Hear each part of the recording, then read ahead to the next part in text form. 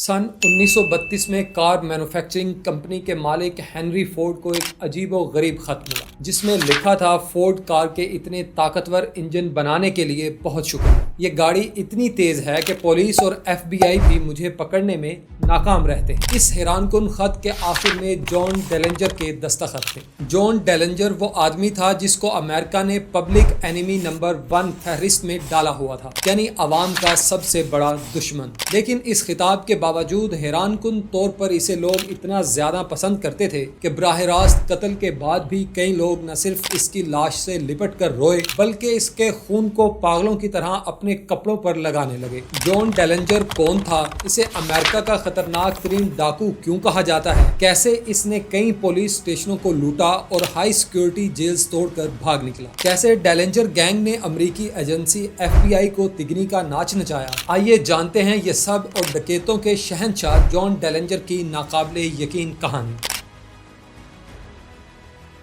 Story का आगाज John डेलेंजर के 22 जून 1903 को इंडियाना अमेरिका में पैदा होने से हुआ। इसकी उम्र अभी 4 साल ही थी कि इसकी मां मर गई। डेलेंजर के बाप ने इसे बड़ी बहन के यहाँ भेज दिया जबकि खुद दूसरी शादी कर ली। जब वो कुछ अरसे बाद वापस आया तो दूसरी माँ के साथ इसकी बिल्कुल न बनी, जिसकी वजह से वो बागी हो गया। तालीम अधूरी छोड़ी और खर्चे पूरे करने के लिए छोटी मोटी चोरियां शुरू कर दी। अभी वो टीन एज में ही था कि जब इसने किसी की कार चुरा ली, जिसकी वजह से वो शहर की पुलिस के लिए वांटेड मैन बन गया। अब इसे लगा पुलिस से बचने के लिए कुछ देर मंजर से गायब हो जाना चाहिए। यूं इसने अमेरिकन नेवी ज्वाइन कर ली, लेकिन वो वहां भी अपनी आदत से बाज ना आया। बिलाखिर एक चोरी के इल्जाम में इसे नेवी से भी निकाल दिया गया। वापस आकर इसने जिंदगी को नए सिरे से गुजारने का सोचा। एक 16 साल लड़की से शादी की। कुछ वक्त ही गुजरा था कि फिर वो अपनी पुरानी आदतों में वापस आ गया। डकैतियां चोरियां शुरू कर दी। एक दिन ये पुलिस के हत्थे चढ़ा तो पुलिस ने इसे गिरफ्तार किया और 20 साल की कैद सुना दी। सजा के बाद इसे जेल भेज दिया गया,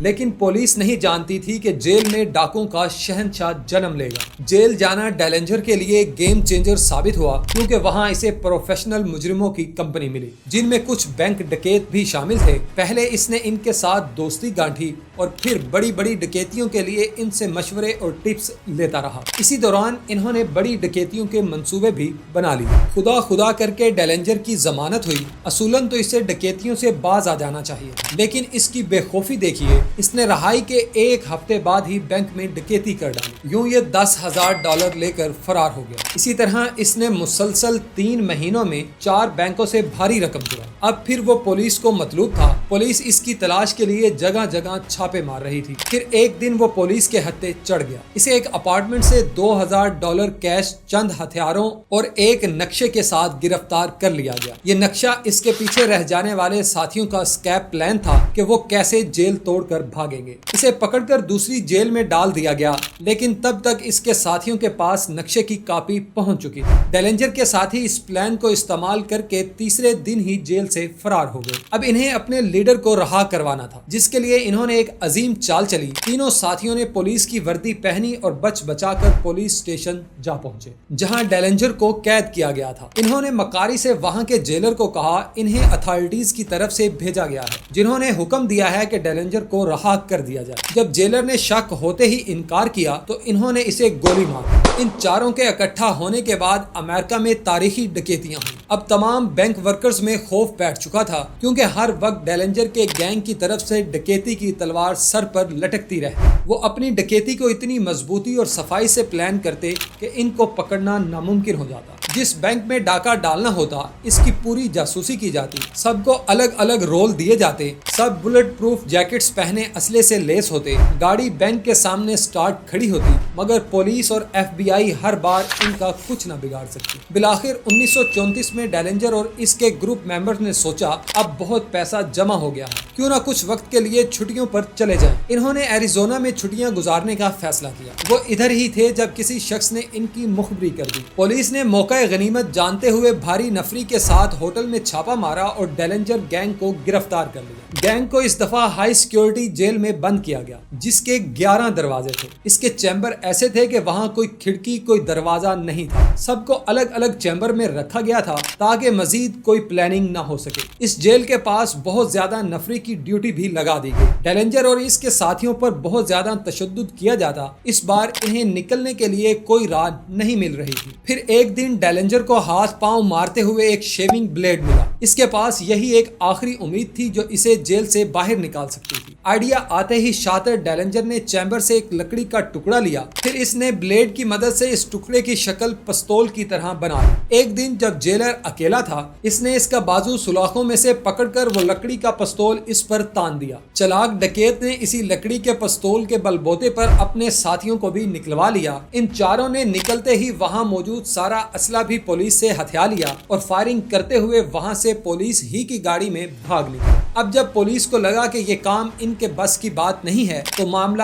FIA کے حوالے کر دیا گیا۔ FIA نے 20 دفعہ انہیں پکڑنے کی کوشش کی، لیکن وہ ہر بار بھاگ نکلنے میں کامیاب ہو جاتے۔ کوئی بھی انہیں پکڑنے میں کامیاب نہیں ہو پا رہا تھا۔ ڈیلنجر کو موسٹ وانٹڈ کی لسٹ میں شامل کر دیا گیا۔ ادھر فورڈ کمپنی نے موقع کا بھرپور فائدہ اٹھاتے ہوئے اپنے ایڈورٹائزنگ اشتہارات کے لیے ڈیلنجر کا خط بما تصویر ہر جگہ پھیلانا شروع کر دیا، جس کی وجہ سے وہ ہر جگہ مشہور ہو گیا۔ وہ تمام نوجوانوں کے لیے ایک آئیڈیل بن چکا تھا۔ لوگ اس کی ہوشیاری اور ڈکیتی کے طریقے سے بہت متاثر تھے، اوپر سے اس کا FBI کے ہاتھ نہ آنا لوگوں کو بہت اٹریکٹ کر رہا تھا۔ یہی وجہ تھی کہ اس کے لاکھوں فین بن گئے تھے۔ مشہوری کے ساتھ ہی اس کا آزادانہ باہر نکلنا مشکل ہو گیا، کیونکہ لوگ اسے فوراً پہچان لیتے تھے۔ اس نے سوچا اب وہ اصلی چہرے کے ساتھ باہر نہیں نکل سکتا، کیوں نہ سرجری کروا لی جائے، جس کے لیے اس نے پلاسٹک سرجری کروائی، لیکن اس کا چہرہ زیادہ تبدیل نہ ہو سکا۔ اب FBI اسے سونگھنے والے کتوں کی طرح جگہ جگہ ڈھونڈ رہی تھی، جبکہ وہ ہر دفعہ انہیں ہی چکما دے کر بھاگ جاتا۔ ایک بار FBI ایجنٹ نے اس کے اپارٹمنٹ کو گھیر لیا،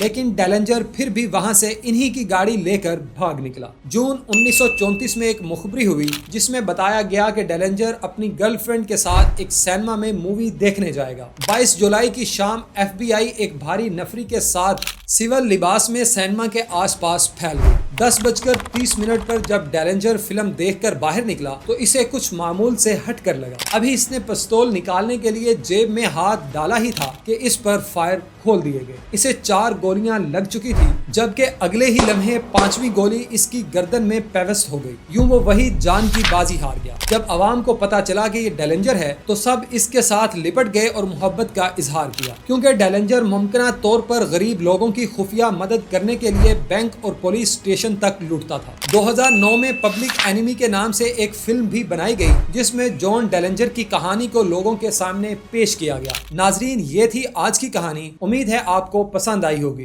ملتے ہیں اگلی ویڈیو میں، تب تک اپنا اور پیاروں کا خیال رکھیں۔